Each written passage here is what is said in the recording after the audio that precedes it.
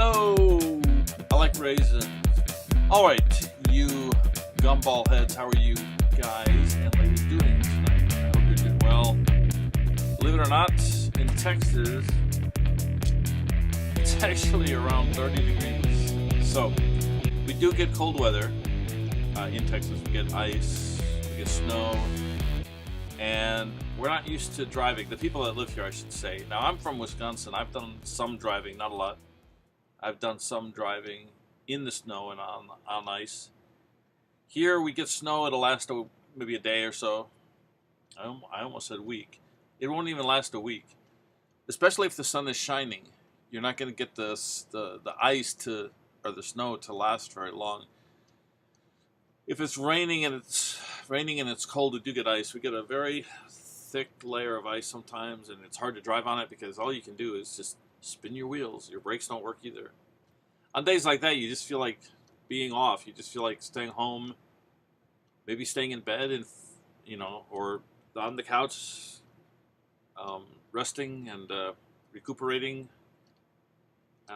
Build a fire in the fireplace too. That would be kind of nice, kind of nostalgic and romantic.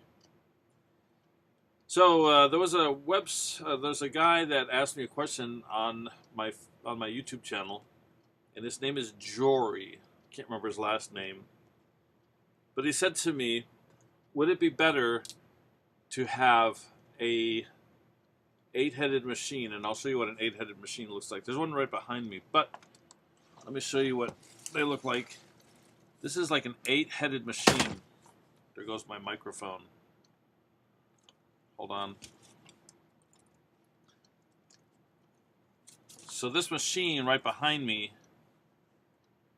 on my right hand side, this one here, that is a U-turn 8 selection vending machine. So this gentleman named Jory, I hope I'm not butchering his name, he asked me a question. He said, would I rather have one 8-headed machine working in one location, or maybe have two smaller units, maybe one or two heads? Would it be better to have two of those smaller units working on two locations? Or would it be better to have one location and put the 8 head? I said 8 top because I'm used to working in restaurants. That's what we call tables, 8 tops. Okay. 8 heads. It's an 8-headed machine. There's one behind me, as you can see. That's an 8-headed machine right there.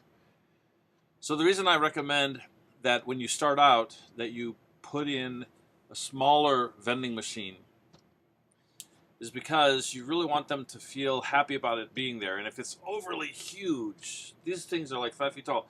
If they're overly huge, you may not make the customer happy, make the store owner, the clerk, or whatever, the store owner happy.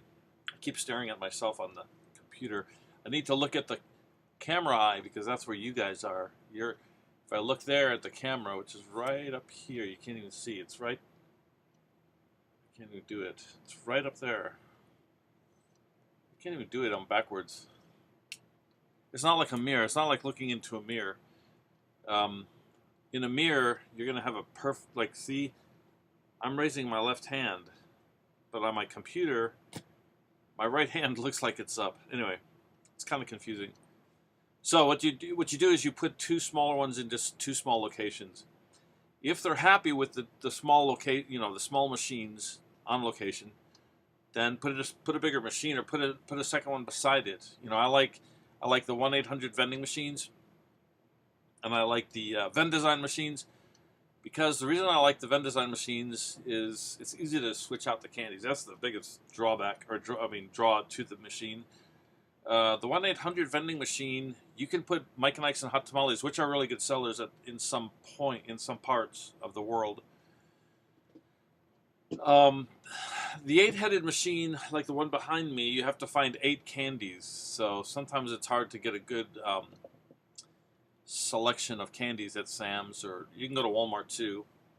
But the goal is get your foot in the door. If the 8-headed machine costs you $200 and you can get two 1-headed machines or two 2-headed machines for, let's say, 100 for both of those. Take those, find a good location, and if it does really, really, really well, then put the second or put in a bigger machine. So if you could be going from a 2 selection machine to a 4 selection machine. That is it for the day. I hope that makes sense. Let me just say this: if you want to put a machine in a place, and you get permission, or if you don't get permission, you just want to sneak it in, see what happens. You want to put a machine in there that you won't care if the general manager or the owner throws it away. If you spend $300 on an 8-headed machine like this one behind me, and they get rid of it, they throw it out, which I've heard people say they do. It's happened to me twice in the last year or so.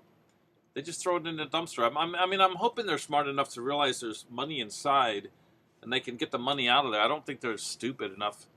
If it were me, if my boss told me to get this machine out of here, put it in a dumpster, I'd do it.